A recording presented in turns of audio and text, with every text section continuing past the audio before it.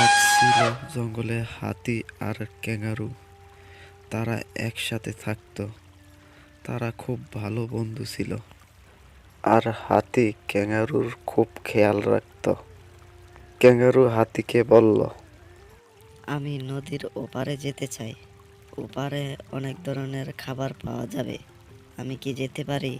অবশ্যই তুমি যাবে, কিন্তু নদীর ভিতরে অনেক কুমির আছে, তোমাকে খেয়াল রাখতে হবে। আমি তোমাকে ওপারে নিয়ে যাব। ঠিক আছে, আমি খেয়াল রাখবো।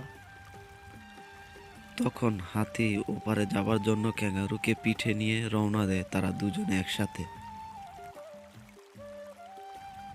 হাতি তার বন্ধুকে নিয়ে দ্রুত নদী পার হতে লাগলো।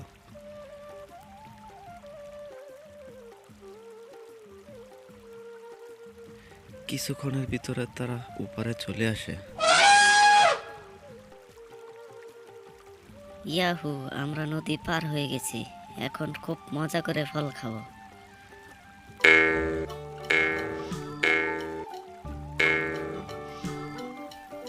এভাবে দুজনে মিলে অনেক ফল খেতে থাকে।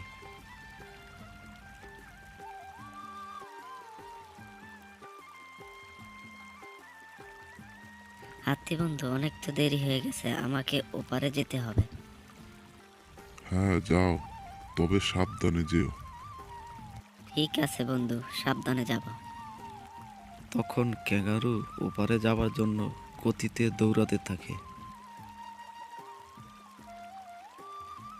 যখন ক্যাঙ্গারু নদীর কাছে পৌঁছায়, তখন নদীতে দেখতে পায় অনেক কুমির। সে একটু ভয় পেয়ে গেল, কারণ হাতিবন্ধু তার কাছে নেই।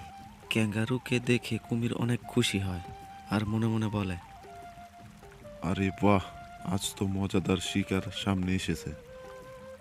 তখন ক্যাঙ্গারু একটি বুদ্ধি বের করে। আজ আমাদের বাচ্চাদের জন্মদিন, তাই তোমাদেরকে সবাইকে খাবার দেব। তোমরা লাইনে দাঁড়াও, আমি এখন গন্তে এসেছি তোমাদের, যাতে সবার জন্য খাবার পাঠাতে পারি। সবাই এক কাতারে লাইনে দাঁড়াও। যখন কুমিরগুলো একসাথে লাইনে দাঁড়ায় তখন লাফাতে লাফাতে ক্যাঙ্গারু ওপারে চলে আসে। ক্যাঙ্গারু নদীর ওপারে যাবার পর কুমিরদেরকে বলে, কুমির বন্ধুরা, তোমরা আসলে বোকা। দেখো কিভাবে বুদ্ধি খাটিয়ে তোমাদের থেকে বেঁচে ফিরলাম।